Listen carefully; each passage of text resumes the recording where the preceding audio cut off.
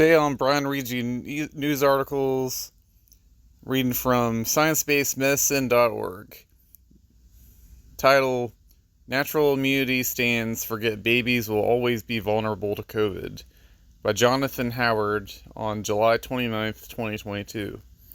Children are still getting hospitalized with COVID, no matter how many times contrarian doctors mindlessly repeat the mantra, natural immunity. Doctors who know where babies come from understand why this might be. A review. In previous articles, I discussed several fallacious arguments against vaccinating young children. These include: the vaccine was not studied in an unethical, impossible, randomized, controlled trial of 1 million children, discussed here at this link. Next bullet point: preventing babies from getting COVID will somehow undermine confidence in vaccines for other, more significant diseases, even though these other diseases have impacted children much less than COVID, discussed here at this link. Next bullet point: though it is rare and nearly always mild, the vaccine can cause myocarditis in adolescents, not younger children, discussed here at this link. Another nugget of sophistry. However, the arguments in favor of letting babies get COVID contain many other nuggets of sophistry. Here, what I'll be discussing today. Dr. Marty Makary, that's Makary. Quote, the CDC reported that as of February 2022, 75% of children between 0 and 17 years old already had COVID-19. Given how rampant the Omicron strain has circulated since then, upwards of 80 to 90% of children have likely had COVID-19. There is absolutely zero clinical evidence to support vaccinating healthy children who already had COVID. Natural immunity, inexplicably ignored by public health officials, confers strong protection against severe disease. From Dr. Tracy Hoeg, Hoeg. Quote, with rates of severe disease now much lower in children than at the start of the pandemic due to higher levels of natural immunity and lower rates of severe disease caused by Omicron, trials would be needed to enroll hundreds of thousands of children, if not over 1 million, in order to detect a significant impact of the pediatric vaccine against severe disease. From Dr. Vinay Prasad, Prasad. Quote, most kids already had COVID-19. CDC estimates 75% as of February, but this number is an underestimate, as millions have been infected since. These doctors are right that many children have contracted COVID. In an ideal world, they'd reflect on how their failed predictions of herd immunity by April and relentless vaccine fear-mongering helped create this widespread natural immunity with all its consequences. However, instead of showing a trace of humility, they remain dedicated to their perverse mission of ensuring unvaccinated children contract COVID. They have every right to bask in their success. They're not content that just 80 to 90% of children have had the virus. Seeking to get that number as close to 100% as possible, they now protest there's no evidence the vaccine will benefit children who have already had the disease. They are right. They also think they are making a clever argument. They are wrong. More methodolatry. I previously stressed that doctors are right to take reasonable actions in the absence of pristine evidence from massive, randomized, controlled trials, especially in the middle of a raging pandemic. Here link and here link. Decisions must be made, and time is not an unlimited luxury, even though contrarian doctors portray it as such. Immediately after results from the adult mRNA vaccination trials were announced, there was no evidence they saved lives. Only one person died in these trials. However, the vaccine was very effective at stopping COVID infections. It's obviously not this effective now, and the vaccine was approved on this basis. Reasonable people surmised that since the vaccine prevented COVID infections, it would also stop people from dying of COVID. Their embrace of the extremely obvious paid off. Countless lives were saved because we didn't wait until we had evidence the vaccine saved lives before we started to use the vaccine to save lives. The same is true for the pediatric vaccine. Some children are alive today because of the vaccine, and many more were spared hospitalization. This would not be the case had we demanded RCTs of 1 million children. And here is an illustration of the trolley problem. There's a trolley car, and you have someone at a switch, and it shows 5 people tied to the train tracks, and you have a person with a decision they could choose to let the train go over the 5 people or change the tracks to nobody. And it says, you can pull the lever at any time, but there are no peer-reviewed studies demonstrating the effectiveness of lever pulling for reducing deaths in people tied to the train tracks. Doctors have to make choices with incomplete information all the time, and repeatedly exposing unvaccinated children to the virus is absolutely a choice. While it's true we don't know everything about the vaccine, we also don't know everything about the virus. There have been 0 randomized controlled trials of virus after all. Nonetheless, I fully agree that a toddler who had the sniffles with Omicron, as nearly all do, have little to fear from a reinfection in the short term. I'm not knocking viral-induced immunity. In one study from England, of nearly 700,000 children from January 27th, 2020 to July 31st, 2021, only 1 in 300 suffered a reinfection, while 2.4% of children with reinfections were hospitalized. The same as the first infection, no children died.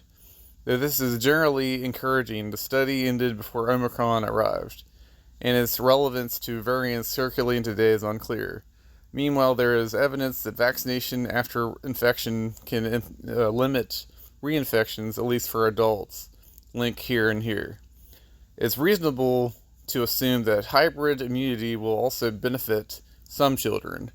While viral-induced shouldn't be denigrated, responsible doctors shouldn't plagiarize Melanie's marvelous measles with statements such as, quote, natural immunity wins again, especially because the study that supposedly gave natural immunity its victory concluded, quote, a single dose of vaccine after infection reinforced protection against reinfection, end quote.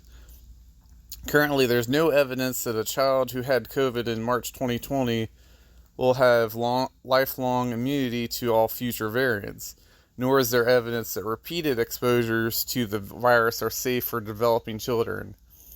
We have to be humble about the possibility of long-term consequences, and we don't know if worse variants may be circulating in a few months' time. There's uncertainty about both the vaccine and the virus. Honest brokers admit this instead of wielding the misleading phrase, quote-unquote, natural immunity, as a magical talisman that perfectly wards off all future harms. There are obviously still vulnerable children out there. However, there's a much bigger flaw in the argument that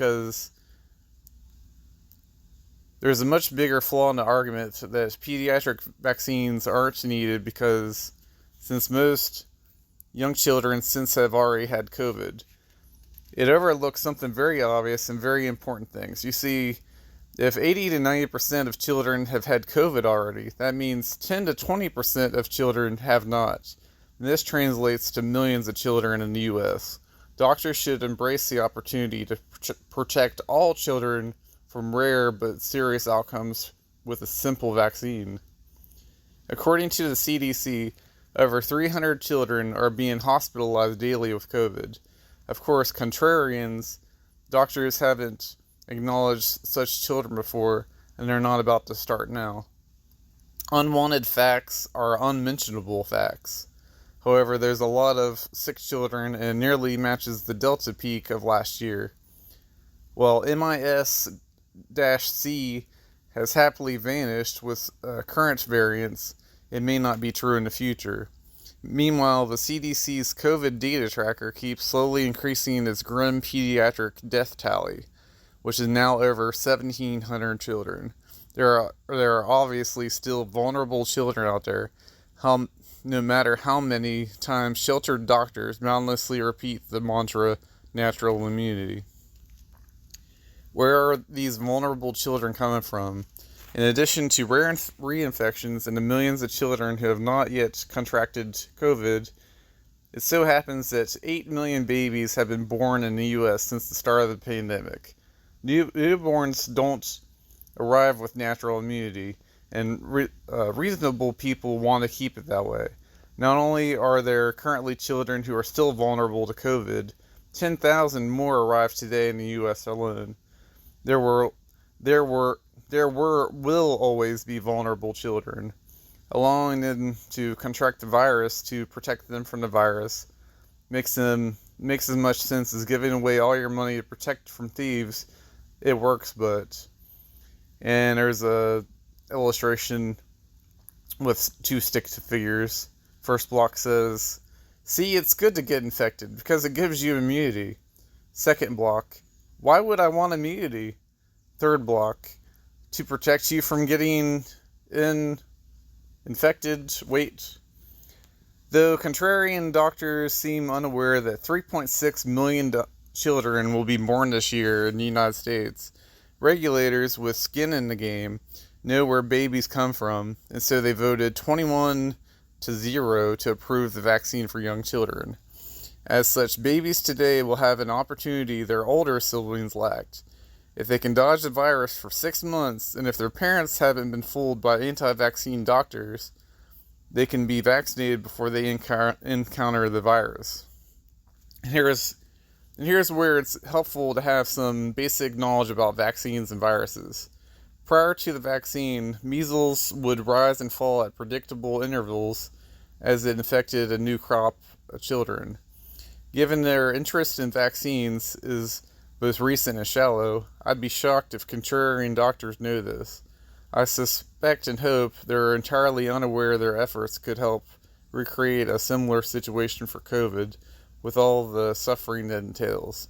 Given their complete lack of real-world responsibility for sick children, I am not optimistic about their potential for future enlightenment. And there's a graph of measles cases in the United States from 1938 to 2019. And then, as another block, vaccine coverage levels. And it pretty much shows measles cases went down to like pretty much zero or very low as vaccine coverage was up. Then there's another graphic of measles annual number of notified cases in England and Wales from 1940 to 1995. We all know the COVID vaccine isn't as effective as the measles vaccine, but it's far from useless. And updated vaccines will hopefully provide better protection. So why not try to do to COVID what we did to measles in the 1960s? Why should we sit back and watch as millions of children get COVID every year? Should we just do this year after year? What would have to happen for these doctors to change their minds and enthusiastically embrace vaccinating kids? For some sheltered doctors, the answer is simply, quote, "It really doesn't matter." This is false. It really does matter. Again, it only requires basic knowledge of this virus to understand why. It turns out that babies have by far the highest risk of dying of all children. Though you could read every article by every contrarian doctor and not learn this simple fact. Like I said, unwanted facts are unmentionable facts.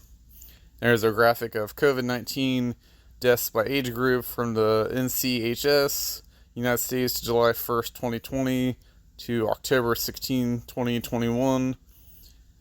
And then so far, COVID has killed over 500 children under 5 years old. That's a tragically large number, and it's higher every time I check it. Given the abysmal vaccination rates for young children, COVID will likely continue to kill an unacceptable number of children for the foreseeable future. Normal people think this is sad and are eager to try to prevent it. While death is the most severe outcome, it is not the only bad one, and the vaccine has been shown to limit pediatric hospitalizations in older children, even with the Omicron variant. While most children do well, some hospitalized children are very sick. It's true there's currently no evidence the vaccine will prevent these rare but tragic outcomes in young children, but based on how the vaccine has helped every other age group, there's every reason to think it will help some babies and toddlers too. The argument against vaccinating children is that since severe disease is rare, there's not really a point. The argument boils down to the vaccine won't help that many children. I think that's a horrible argument. I think doctors should strive to have 0 children suffer or die for lack of a vaccine. This shouldn't be controversial.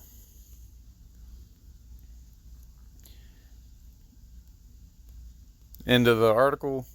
And it says the author Dr. Jonathan Howard, is a neurologist and psychiatrist based in New York City who has been interested in vaccines since long before COVID-19. Alright, hope you enjoyed. Brian reads you news articles.